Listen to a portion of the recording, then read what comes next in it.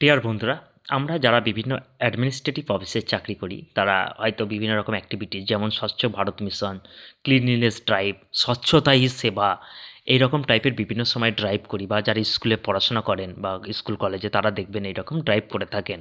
এবং এরকম ড্রাইভ বেশিরভাগ ক্ষেত্রে আমরা দেখি যেটা না নিজেদের ওয়ার্কিং প্লেস ছাড়াও পাবলিক প্লেসে করা হয়, র্যালি করা হয়, যাতে মানুষের মধ্যে অ্যাওয়ারনেস বাড়ে।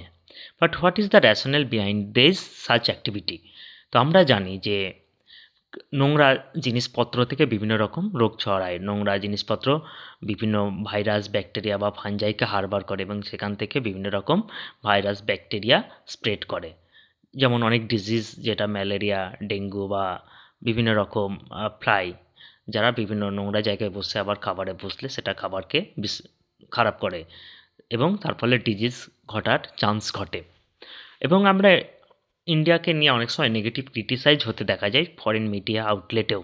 সেখানে দেখা যায় যে না India is a dirty place, India is a whole nation is a dirty place, এরকম টাইপের বিভিন্ন জিনিস আমরা দেখতে পাই। তবে রিসেন্টলি কিছু রিসেন্ট প্রোগ্রেসও আমরা দেখতে পাই যে না ইন্দোর সেভে মানে সবচেয়ে ক্লিনলিয়েস্ট সিটি অফ দ্য ইন্ডিয়া।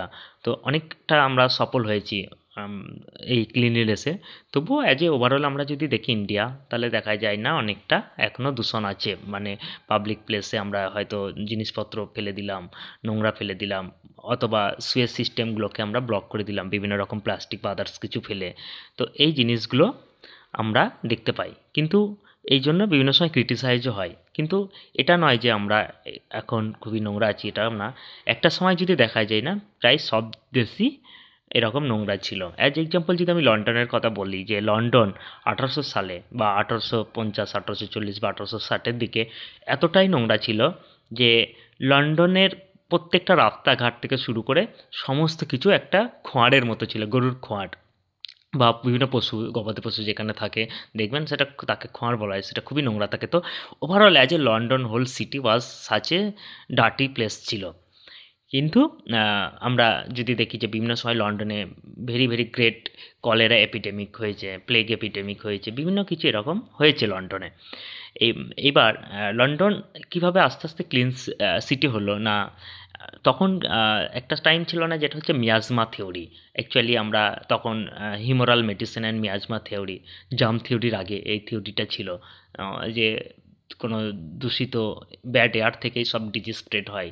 তো সবসময় গন্ধ ছিল। তা 1858 একে বলে লন্ডন গ্রেট স্টিঙ্ক মোমেন্ট। তো সমস্ত টয়লেট বা পায়খানা রাস্তাঘাটে পড়ে থাকতো, ইঁদুর, বিড়াল, কুকুর পায়খানা নিয়ে বিভিন্ন মানুষের জায়গায় চলে আসতো, খাবার দূষিত হতো, কলেরা হতো। এবং লন্ডনের সেই সময়কার যে যারা রুল করতো, গভর্নর, মেয়র বা যাই হোক, তারা বলেছিল না সমস্ত নোংরা তারা টেমসে ফেলতে। তো টেমসের তীরে লন্ডনের নতুন পার্লামেন্ট ছিল, তো ইংল্যান্ডের। তো পার্লামেন্টটা এতটাই দুর্গন্ধ হয়ে যায় যে সেই পার্লামেন্টকেও অ্যাবান্ডন করতে বাধ্য হয়। তো একটা টাইম আসে কি না যে জোসেফ ব্যাজেলগ্যাট রেলওয়ে ইঞ্জিনিয়ার, তাকে দায়িত্ব দেওয়া হয়। তিনি খুব উম আধুনিক সুয়েজ সিস্টেম তৈরি করেন এবং লন্ডন আস্তে আস্তে ক্লিন সিটিতে পরিণত হয়। কিন্তু লন্ডনের এই স্টোরির আগে আরেকটা জিনিস আমি বলে দিই যে London is the one of the early source of knowledge about epidemiology. ওখানে জন স্নো বলে একজন পাবলিক হেলথ এক্সপার্ট ছিলেন।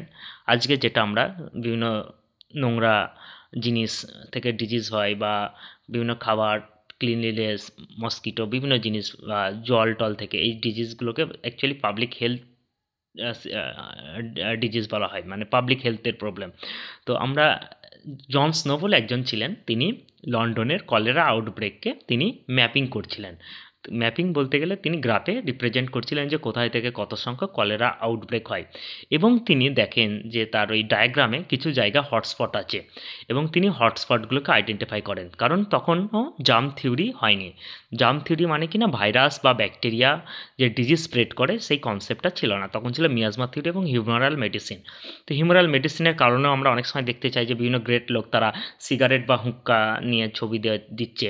বাট সেই সময় ধরা হতো যে সিগারেট বা হুক্কা টানলে এই ডিজিজগুলো হবে না। এমনকি ম্যালেরিয়া, যেটা অ্যাকচুয়ালি এসেছে না ব্যাড এয়ার মানে বাজে বায়ু থেকে, বাট ম্যালেরিয়ার সাথে বাজে বায়ুর কোনো সম্পর্কই নেই। আমরা এখন জানি যে ম্যালেরিয়া অ্যানোফিলিস লেডিস অ্যানোফিলিস মসকিটোর কারণে হয়।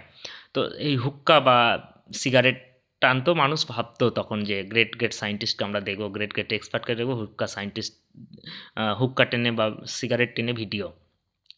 ছবি। তো তখনও কিন্তু এই মিয়াজমা থিওরি ছিল এবং হিউমারাল মেডিসিন ছিল। তখনও জার্ম থিওরি ডেভেলপ করেনি।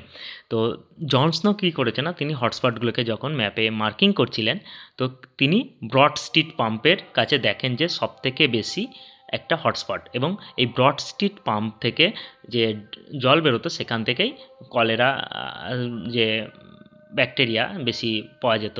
তো এখান থেকে তিনি আস্তে আস্তে মডার্ন এপিডেমিওলজি ব্রাঞ্চের জন্ম হয়, এবং পাবলিক হেলথ সিস্টেম, যেটা পাবলিক হেলথ ইঞ্জিনিয়ারিং ডিপার্টমেন্ট, যেটাকে পিএইচই ডিপার্টমেন্ট বলে, এরকম পাবলিক হেলথ নিয়ে মানুষের অ্যাওয়ারনেস বাড়ে।